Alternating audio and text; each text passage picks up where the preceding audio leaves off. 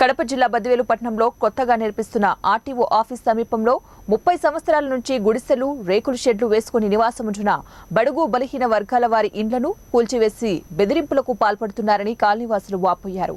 భయభ్రాంతులకు గురైన ఆ కాలనీవాసులు పలుమార్లు అధికారుల దృష్టికి తీసుకెళ్లినా కూడా ఫలితం లేకపోవడంతో Andhra Pradesh consumer and human rights రాష్ట్ర అధ్యక్షులు జి శ్రీనివాసులు దృష్టికి తీసుకెళ్లారు.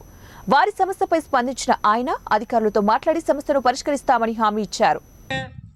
నోరు లేక ఎవరి దగ్గర పోయి చెప్పుకోలేక ఉన్నటువంటి వాళ్ళని ఇల్లు మాత్రం తోచేశారు. మిగతా కొంతమంది మాత్రం చూడండి, ఆ పిల్లర్లు వేసి కొట్టలేదు, గోడ ఉంటే గోడ పడేసినారు. ఆ పక్క ఒక మిద్దె ఉంది, ఆ మిద్దె కూడా పడేసినారు. అంటే కేవలం చట్టం అనేది బలాశాలులకు, రాజకీయ నాయకులకు వీళ్ళకేనే వర్తిస్తుందా, లేకపోతే పేద సాదాగా అందరికి కూడా న్యాయం జరిగే విధంగా ఏమన్నా ఉంటుందా? మరి ఇటువంటి అంశాలపైన ఈ సమస్యను అధికారుల దృష్టికి తీసుకొస్తున్నాము. అధికారులు దయ ఉంచి న్యాయం జరిపించండి. ఇది చెరువు పోరంపో కానీ ఈ రోజు గుర్తొచ్చిందా మీకు? అధికారులను నేను గట్టిగా ప్రశ్నిస్తున్నాను. ఈ రోజు చెరువు అని ఈ రోజు గుర్తొచ్చిందా సార్ మీకు? 20-30 సంవత్సరాల నుంచి ఉన్నప్పుడు వాళ్ళకి ఎందుకు కరెంటు బిల్లులు ఇచ్చారు, ఎందుకు ఇంటి పన్ను ఇచ్చారు? సరే, అది వాళ్ళకు ఈ రోజు మీకు కావాలనుకుంటున్నారు. మరి వీళ్ళు కూడా చెప్తున్నారు, సార్ మేమే చెరువులో ఉన్నామనుకుంటే వదిలేస్తాము, మాతో పాటు ఉన్న వాళ్ళందరినీ కూడా క్లియర్ చేయండి.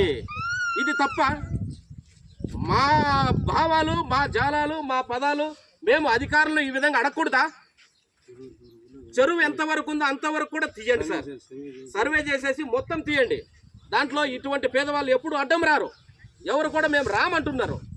అయితే కేవలం వీళ్ళని టార్గెట్ పెట్టి కొంతమంది ఎస్సీ, ఎస్టీ, బీసీ, మైనార్టీ వర్గాలు ఇక్కడ ఉన్నది, వీళ్ళు ఇక్కడ వద్దు అనే ఉద్దేశంతో కూడా ఇక్కడ చేస్తున్నారని చెప్పేసి ఇక్కడ ప్రజలు ఆరోపణలు చేస్తున్నారు. మరి అధికారులు కూడా దయ ఉంచి ఈ విషయాలను గమనించి మరి ఈ విధంగా వీళ్ళకి ఇక్కడ ఏదైనా ఆ విధంగా చెరువు పోరంపో కానీ మీరు అనుకున్నట్లయితే ఇందులో ఈ సమస్యకు తగ్గట్టుగా వీళ్ళని ఇక్కడ లేకుండా చేయాలని ఈ హర్జనవాడ మీద బాగరాపేటలో ఉన్నటువంటి ఓసీ క్యాండిడేట్లు వీళ్ళందరిపైన, అగ్రకులాల వారు వీళ్ళందరిపైన గట్టిగా వీళ్ళపైన ఒత్తిడి చేస్తూ అధికారులను తీసుకొచ్చి ఇక్కడ సెలవు దినాలలో పనులు చేపిస్తున్నారు. కాబట్టి ఇది ఎంతవరకు కరెక్ట్ అనేది అధికారులు పరిశీలించి వీళ్ళ యొక్క గోడును ఒకసారి మీరు కూడా సవినయంగా వినాలని చెప్పేసి నేను ఈ సభాముఖ్యంగా నేను తెలియజేసుకుంటాను. అమ్మ మాట్లాడన్నా.